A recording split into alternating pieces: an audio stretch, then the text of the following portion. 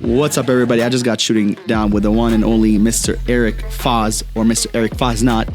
Fun fact, he's actually my very, very first client from November 2020, and took a leap of faith on me before I even had a business or an idea or anything. And now he's hired, I believe, 4 people through our company, and we're going to continue providing a lot of people from him. But in this episode, we actually are going to talk about his journey in the agency space. He actually just crossed over $1 million, and I believe it's been 2.5, maybe 2 to 2.5 years that he's been in the space. And some of the tips and tricks that that has helped him out, especially from the sales side and appointment side. He's actually never struggled in that side of things. It's really cool to see, as well as how he's been able to utilize the people that he's hired through us, the process, and so on and so forth. So dive in, take notes, and hope this helps.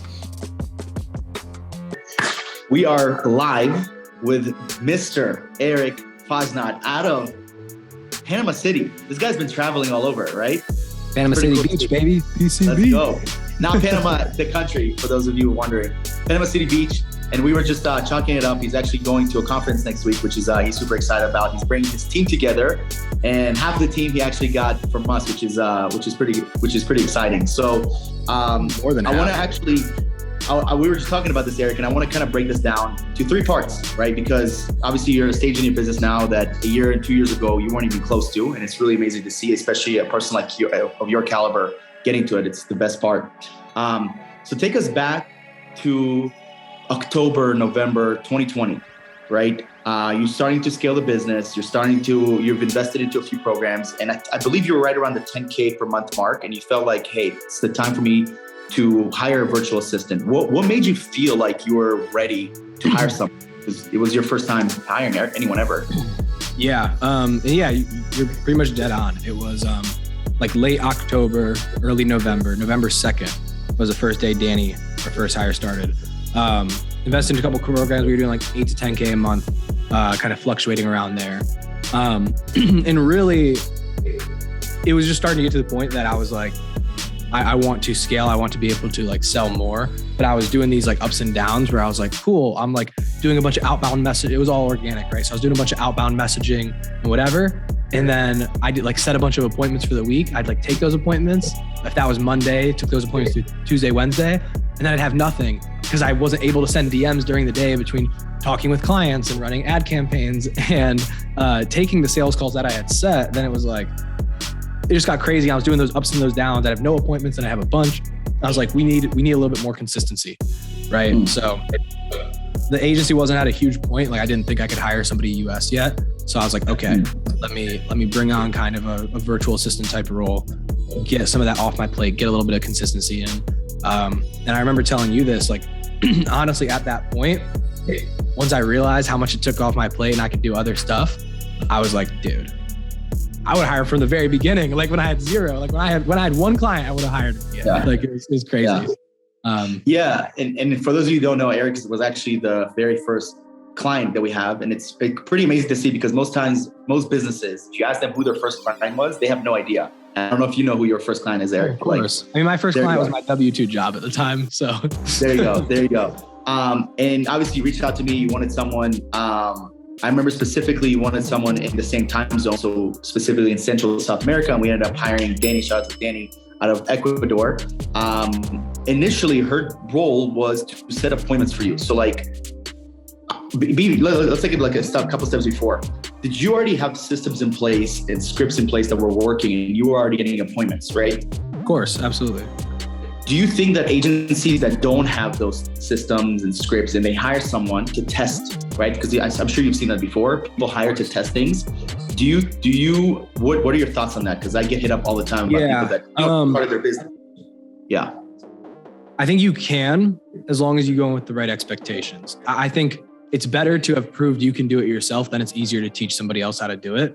But I think if you're hiring somebody and they're going to test it and build it alongside with you, I think as long as you're super transparent in the interview process and you tell them that's how it's going to be, and you're okay with paying this person for multiple months without seeing results as they continue to build it out with you, sure. We've done a little bit of that. We brought on our first account manager. They had to build out some of it with us. And I was okay with the hiccups along the way that were going to come with that, right? But the preferred way, like you have the skill set already and just teach it to somebody else. And so with something simple like appointment setting, I think that's a preferred way to do it, but you can do it the other way, just not ideal, in my opinion. And I want to actually go over this in like one layer deeper. If you were starting an agency today, Eric, you're right, and you're in the painting niche, which is crazy because me and Eric talk about this all the time. He's like, dude, I'm in a saturated niche. I'm like, dude, you're the only person I know that's in this space. There's no one else. But if you were to restart today, okay, February 10th, 2022, how would you go about it with organic outreach to get results? Because it's one thing to just send out blast messages and emails, but what would you do today if you had to restart organic outreach? You don't have a VA, you're just at zero basically. What would you do? To be completely honest, I do the same thing I'm doing now. What we say changes a little bit, but yeah, I mean, do you mean like tactically, or I guess what part specifically? Yeah, so you don't have to give away your like secret sauce, but more like what platforms would you use?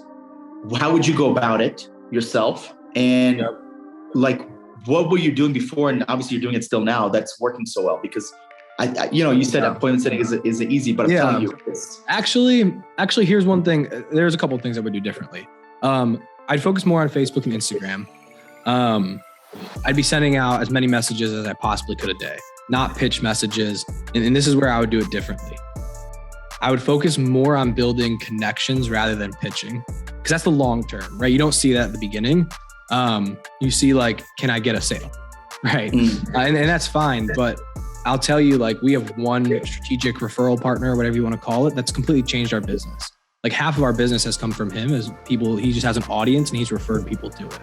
I mean, similar to Gary Vee, jab, jab, jab, jab, jab, jab, right hook, similar, right? I'd focus more on building connections. I'm very grateful that like, I didn't burn a lot of them, but like, great example, I talked to the guy a few weeks ago that has huge influence in the painting space, or is one of the biggest painting companies in the entire country. And he reached out to me and he had to unblock me to reach out to me, because me or Dani or Vanessa or somebody from our team sent him a message at some point. He was like, fuck, another annoying marketer, and blocked me. And it's like, if I had just worried a little bit more on the connection and put a little bit more time and effort into it, it wouldn't have helped as much in the short term, but it would have helped me a lot more in the long term. So I'd definitely focus a little bit more on that, but really I do the same, focus on Facebook and Instagram, send out a ton of messages. I'd be putting out content when I could alongside of it to continue to nurture those people. You don't even realize you're nurturing people with your content, but you are. So I continue to put that out there. And the other thing alongside, the other thing I do differently alongside focusing more on the connection is I'd focus more on like diving into the space. We just changed our organic framework, messaging frameworks the other day, because now I know so much more about the space. I know how painters communicate. I know how they talk to their friends. I know the language they use. And I mean, we saw overnight change in results, right? So I'd really focus on learning in that niche, creating connections, that type of stuff. It'll just make it that much more effective. 100%. So give me an example of like what type of message you would send out, because I think people do go for that sale, right? That's what they're learning. They're learning, hey, go get the sale, go get that money, right? But what's an example of a connection, right? Again, you're starting at zero. How would you essentially showcase value so this person wants to build a connection with you, right? Some of these painters or roofers, whatever, they're more successful than others. They don't want to spend time with someone that's at zero. So what would be an example of a connection? How would you build that so it is something that you can work on long term? You know, in the messaging, I actually don't try to build value. I think this is one of the biggest things in the industry. It's like, build value. Don't even get me started on that shit. But like, I don't try to build value. The way I like to think about it is approach from a place of value, right? If I give value, why do people ghost you in a message? They feel like they know everything you have to say. That's the only reason. If there's still something more for them to get, they're going to jump on a call with me. So I don't want to give them a bunch of value. They're like sick and then they take it and leave, right? I want to approach from a place of value. I want to spark curiosity, right? I want to build a connection, spark a little bit of curiosity. They're going, I bet this guy has some value to give me, and they can get on a call with me. That's how I love that. So that's what you were doing initially with Dani. Obviously, well, first off, you were doing this to yourself. Then you brought on Dani to automate that process, and then you started scaling, started getting more business. Obviously, one thing about Eric that I've always admired from meeting him in person and even before is that he is huge on investing in himself. Huge. Like even this year, we've already been to like two or three masterminds. went to a bunch last year. And people are always like shying away from investing in themselves. And Eric is like the epitome. If you invest, you're going to get that money back, especially if you execute. So you had Dani for a while. And at what point did you feel like you needed a second person? And what made you feel like, okay, I'm ready for an American hire or a North American hire versus another Dani? This is honestly like one of the scariest things I've done, which a lot of people, they don't know this about like my journey, but hiring Vanessa, who was our first US hire, it was like the scariest shit I've done. And that's when I went on this like big revelation. Like, I don't know, it felt real. Like with Dani, like I had daily calls with her. I didn't just treat her like a VA robot. You know how much I hate that stigma. Yeah. But when I was hiring a second person in the US, it's almost like something flipped for me and it became real. And I was like, fuck, there's going to be a culture. What does that look like? And I went on this whole revelation of like, what type of team do I want to build? What do I want this to look like? And really went through that. But the moment where I knew I needed where it ended up flipping was Dani, bless her heart. She is like, her personality is not like an appointment setter personality, but she just crushed it. And the thing was like, maybe as weird as it is to say, like obviously no disrespect with any of this, but like Dani has a little bit of an accent. And in my niche, she's not going to be taking calls. And also like Dani knows this, even if Dani's watching this, like her personality, she would be terrified talking to people on the phone, especially contractors rough around the edges. She was like, would not want to do that.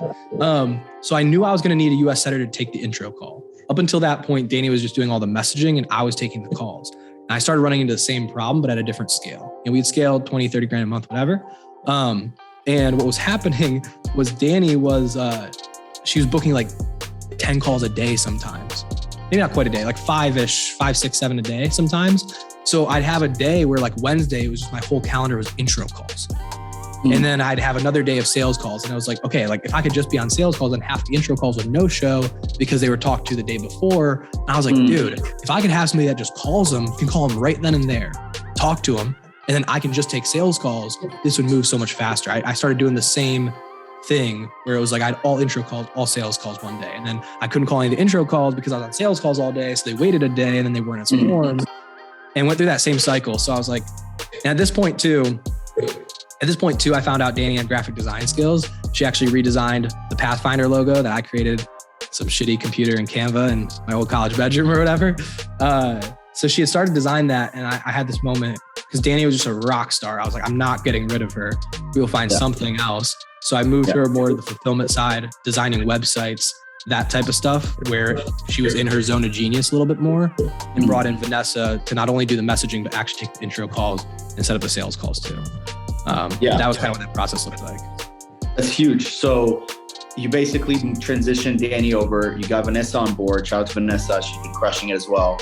And then, and then I think the one thing that you do really well at is that you identify what your team's traits are. And dude, I was just about to say that. I was literally just about to say that. I don't think people do that enough, especially in their online teams. Because probably because they don't fucking know their team that well. They don't. You know your team and you spend time with them, like figure out where their zone of geniuses are. Because even since then, sorry to fast forward a bit, but since then, Dani really doesn't do much website creation and that type of stuff anymore. She's actually video editing and she's doing all of our content and she fucking loves it. Yeah. And Vanessa isn't even setting anymore. She's in account management and more of a coaching role and she fucking loves it. Cause I found like, what are their zone of geniuses? What makes them tick? Like, where are they just going to thrive and build? Right? It's huge. I think, one of the biggest tips that I ever got from Eric, and I've been using this for now almost a month, is having one-on-ones with our team. Like, you know, everybody has meetings. Some, believe it or not, I have clients that told me like, wait, you meet with your VA? I had a client yesterday actually tell me, Eric, that they've worked together for 6 months. And he told me that he meets with his VA once a month. Bro.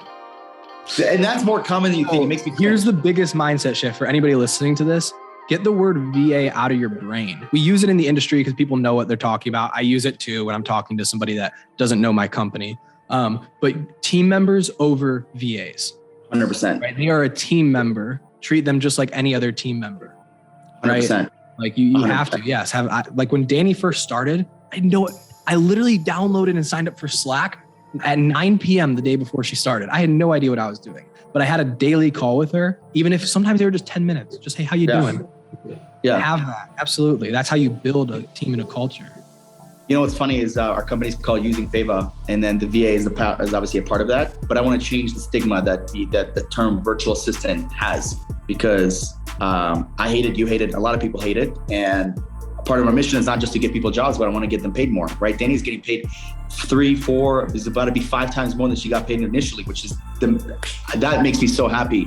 So then going back, so you got Dani on board, she was your appointment setter, then Vanessa became your actual appointment setter to take calls. You moved Dani to build websites and graphic design. And then you were at a point where like, okay, now I have tons of clients. We need someone to check in on them and build relationships with them and upsell them and downsell them, whatever the case is. And that's where one of my good friends, one of my close friends, I would say, Nick Sharp came in. Shout out to Nick. And then he took over all your accounts basically, right? And I remember when we talked about it, this was like the one area you were kind of, I don't want to say scared of, but you were more wary of because you've never hired a manager. And it's a lot more complex because you have had, you're the one building these relationships with the clients, and you're scared of handing them over to someone because that is your business. People think the sales of your business is so crazy. Sales is what drives your business, but your real business is your current clients. That's the reality of things, right? So what was that transition like, man? What was that like when you first got Nick on board? You didn't really have systems. I know you were going through 5 interviews just to go out there, like talk about. Yeah, dude, it was tough. It was tough. I'm not gonna lie.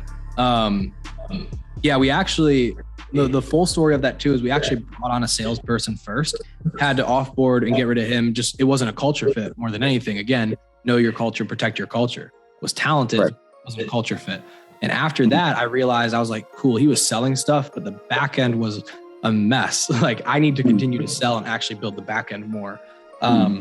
So yeah, reached out to you, Omer, and shout out to, you, Omer, because I went through a handful of interviews and I was almost about to settle, I want to say. And that sounds bad. We had good candidates. We had some talented candidates, but just none of them felt right.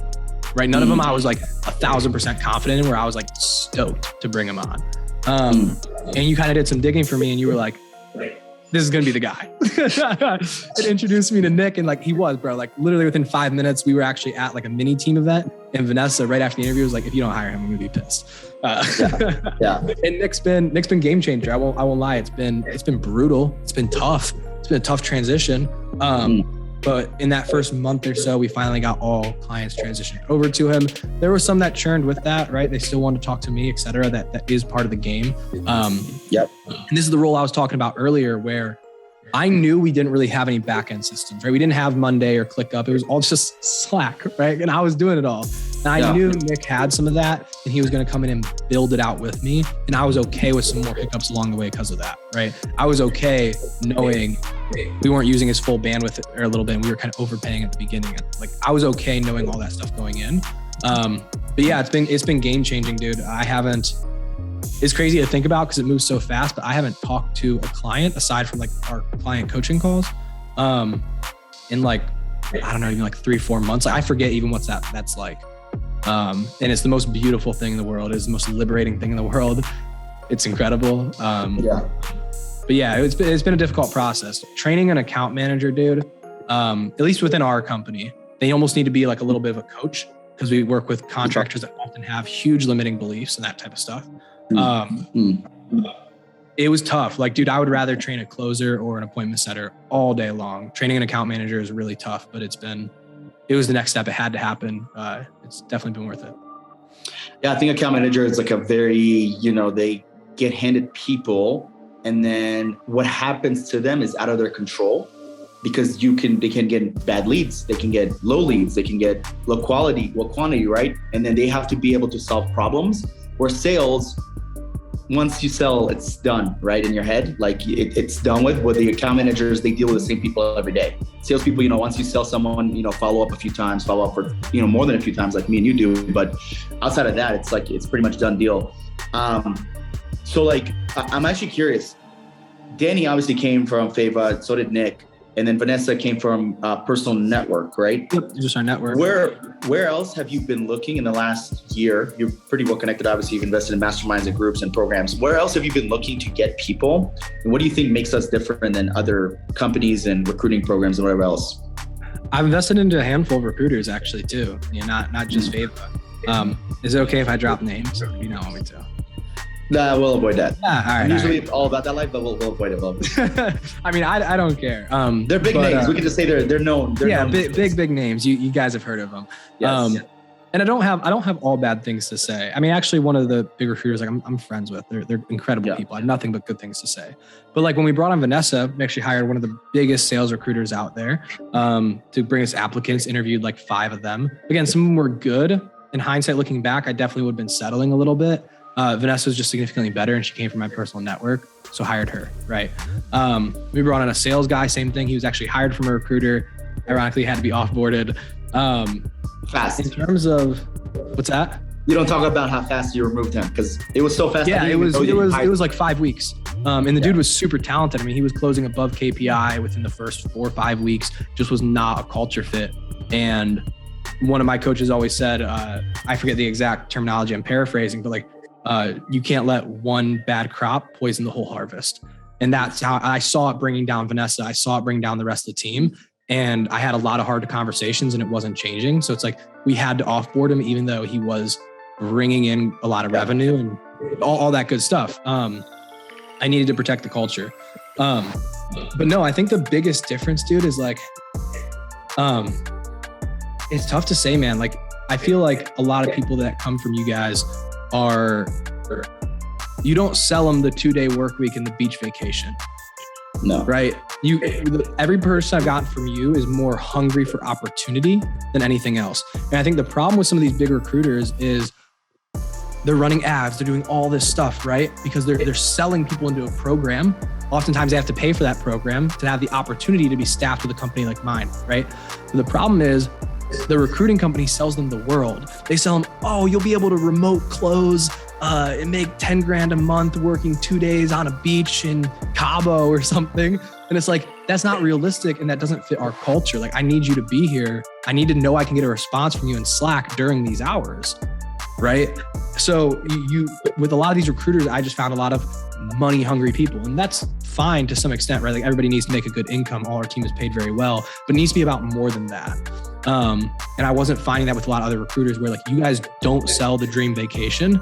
You find people that, like, they have skill sets or they don't have skill sets, and they're hungry for an opportunity more than anything. They want to be a part of a great team. They want to grow and learn, right? And it's like, boom, that's perfect, right? I can work with that. It's really hard to work with the person that's like, well, as long as I'm getting my stuff done, you don't care like when I work, right? Like, no, dude, I kind of do. I need you here a certain hour, right? Like, this is a real company.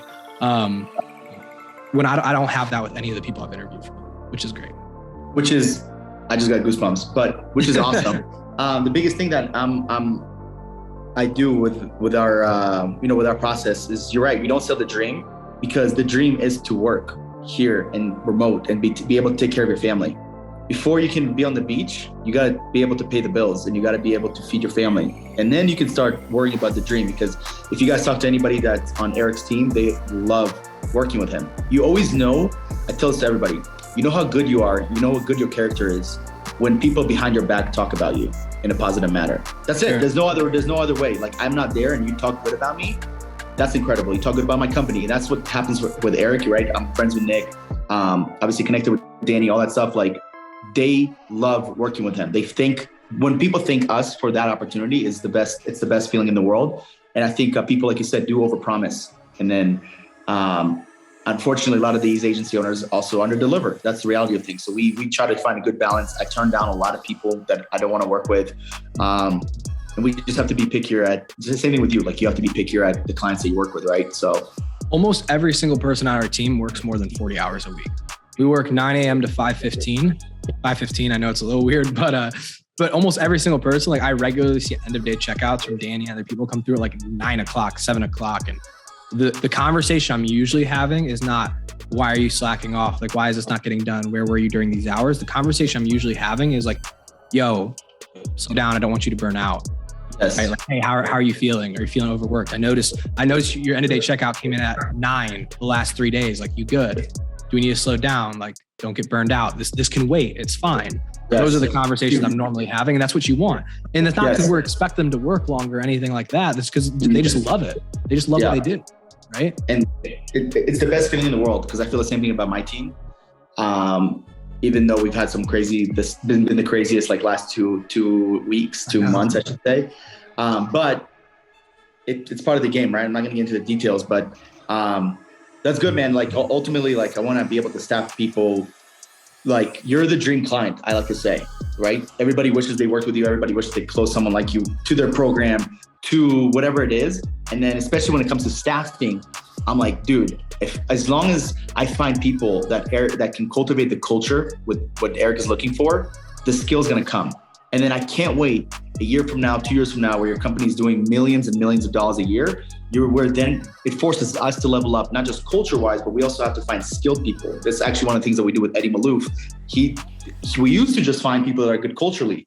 Now he's like, bro, I love the culture, but find me skilled people. And we're starting to get there.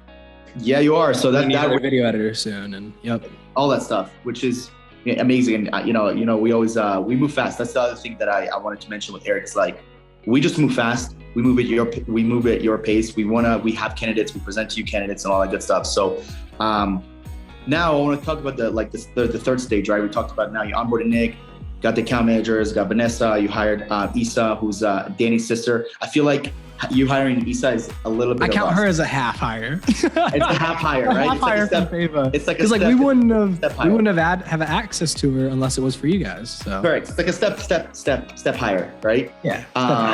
Step higher. I love that. And then now you're growing the team. And when you do the hirings, Eric, do you try to hit revenue goals and numbers? Like how do you plan to hire your next hirings? Is it based on revenue or 75% of capacity? This is something that coach helped me with a long time ago, is when me or a certain team member, a certain department, whatever, is at 75% of capacity, we want to be hiring that next person. If we wait till 100%, they won't have capacity to train them. It'll be too late by the time we actually interview and hire them and they put their 2 weeks in at another job, et cetera.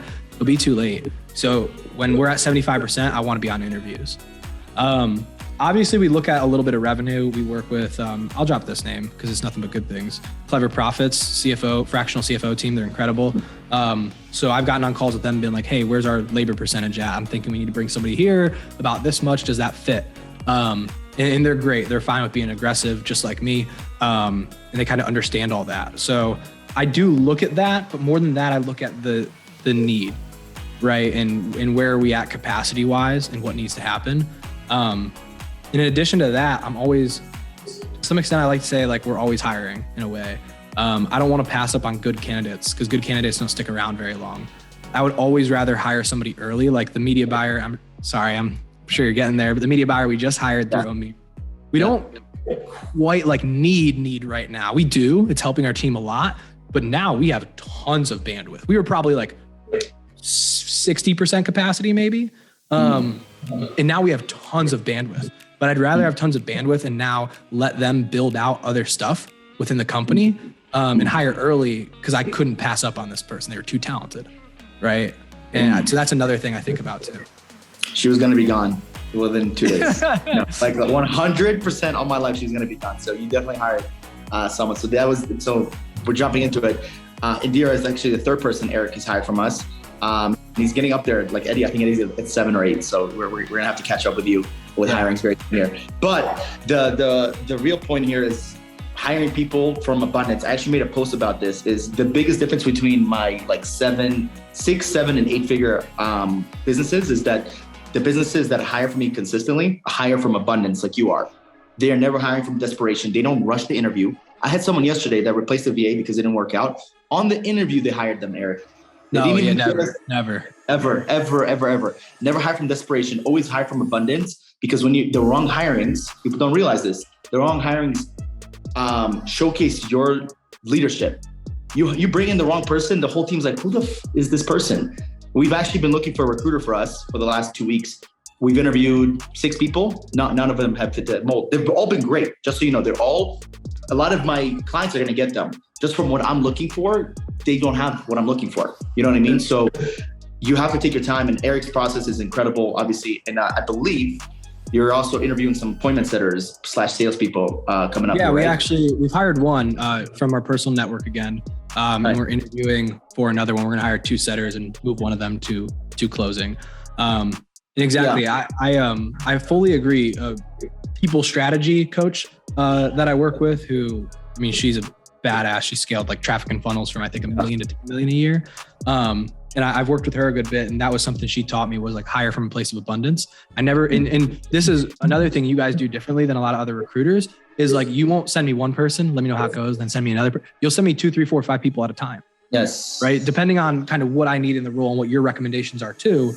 And it's like, exactly. I don't want to, if I only interview one person or 1 or 2 people, I feel like I have to hire that person because I don't have the bigger perspective. Correct. Right. But when I can interview 2, 3 people from Omer, 1 or 2 people from my network, now it's like, okay, I have a bigger pool. I have a better comparison. Right. And that's something I'm always thinking about too. Yeah, I always want to hire from a place of abundance. Don't feel forced. I love it. We're winding down. I do have a last couple questions here. If you were to do everything from the beginning, and I think I kind of asked you this, but I want to go back to this point. If you were to do everything from the beginning, what would you do differently? What are like 1 or 2 things you would do differently 2 to 3 years ago when you first started? It's a good question, dude. I would have hired my first BA from the very beginning to take off just the mundane stuff, sending out messages, that type of stuff. I would have done that from the very beginning. It would have helped us go a lot faster. The other thing I would have done is gotten out of account management before I got out of sales. And I ended up doing it that way, but I spent like 2-3 months trying to do it the other way. Again, we just would have moved faster. Definitely remove myself from sales, the slowest, right? And that's what we're doing now, but it took us a lot of mistakes to get there and figure that out. The other thing I would definitely do that I'm learning now as we're scaling is build the systems as we go. It's great it's in my brain and it's great Eric knows how to do it. But as I'm doing it, start documenting that shit.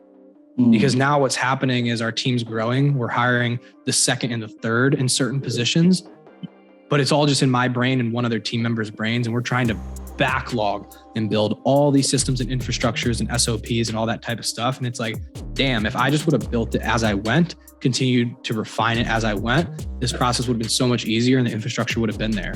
But I was just okay with leaving it all in my brain because that was all it needed to be for a long time, right? And it's like, if I could have documented what I was doing, even recorded Loom videos as I was going about it, like whatever, my life would have been so much easier in my currency.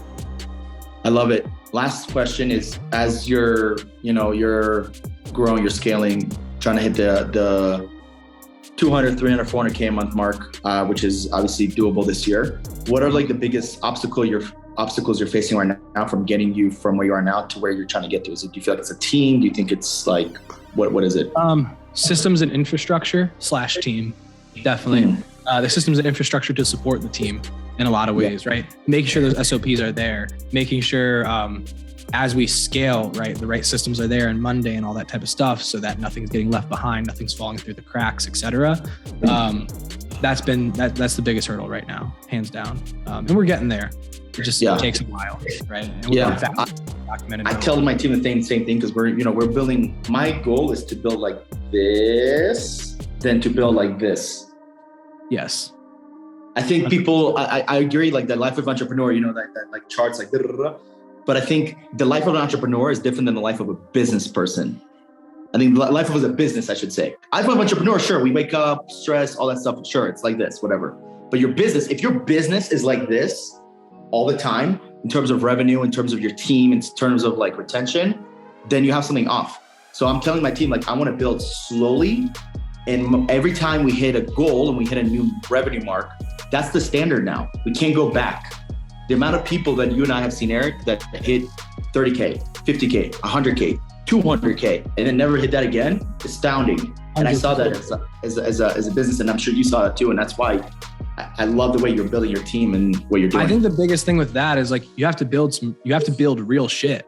Yes. Right. Build something real. There's so many fly by night agencies where it's like, you don't actually have anything real. You're a good salesperson. You white label this shit. You got one VA that takes care of your stuff that you aren't really creating culture with. Like, of course you're going to scale up, hit 100 and then drop down to 60. Your retention sucks because you don't really care. Like, you have to build some real shit. What's something you do differently than anybody else?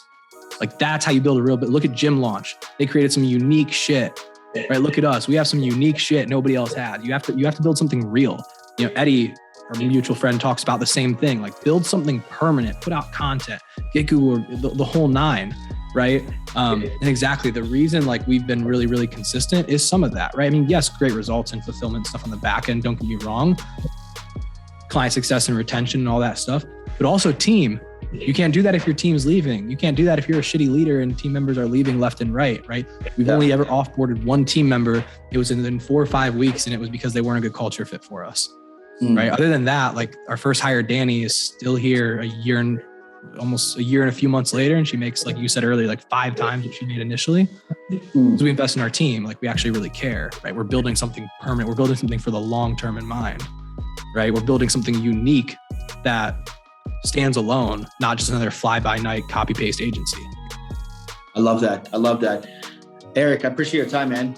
It's always good to connect with you and just chat. I know we could keep communication pretty frequently, but where can people find you? Where can they follow you on Instagram or Facebook? I want them to see some of the things that you're working with, because Can I add one more thing before I do that? Yes. Okay, sorry. I think there's probably a lot of people that are like, oh, great, build something permanent. But like, how do I do that? Like, how do I create culture, all that type of stuff? One, I think that's the beautiful part. You get to define it. You get to define what does the culture look like. And I think that's something you should regularly be thinking on and reflecting about. But I think the biggest way, like, you have to be a freaking leader. If you're not, you should go be a number 2 or number 3 somewhere else. Like, you need to be a leader. You need to be there for your team. Right? Like all my team members have my personal cell phone. They can reach out to me whenever they need to. Like they can call me at 12 a.m. They may have to ring a couple times, but like I'll pick up. Right? Like you have to be a leader for those people and show the way, not just tell the way, but show the way and like set an example and like be a good freaking leader. That's the easiest way. If you don't create your culture, the culture will be created for you. You have a culture either way, whether you want it or not. Yep. It's, are you going to influence it and be a leader, or are the people you bring in going to influence it however the F it happens? I wanted to add that. That's incredible. So where can people find you social media wise? It's really just Eric Foz on everything, at cool. Eric Foz on Instagram, Eric Foz on Facebook, LinkedIn, nice, all that stuff. Perfect. I'm going to tag it all on the YouTube. We're going to launch the YouTube channel here shortly. Me and Eric have been talking about, we both need to launch it, and we just. I'm going to be Eric Foz on YouTube. It's coming in the next couple weeks. So nice. So same here. Just creating content, guys. If you are looking to hire an appointment setter, cold caller, a media buyer, graphic designer, video editor, any type of virtual person, doesn't have to be necessarily a virtual assistant like Eric said, let our team help you, right? I always tell people, best case scenario, you get some from us. Worst case scenario, we send your money back. You're either getting someone or you're getting your money back, where there's no. Omer is one of the honest mother effers in this industry too. One of the big recruiters we worked with, exactly. We interviewed a bunch of appointment setter applicants. We didn't end up hiring. We hired Vanessa. 2-3 months later, we were ready to hire that salesperson, but our time had expired. $12,500 gone. 12.5K. Yeah, guys, gone, just gone, vanished to the void in their account management. But story for another time. But Eric, again, I appreciate you, man. My computer's about to die here, so I'm gonna stop the recording, and we'll see you guys soon. Thank you.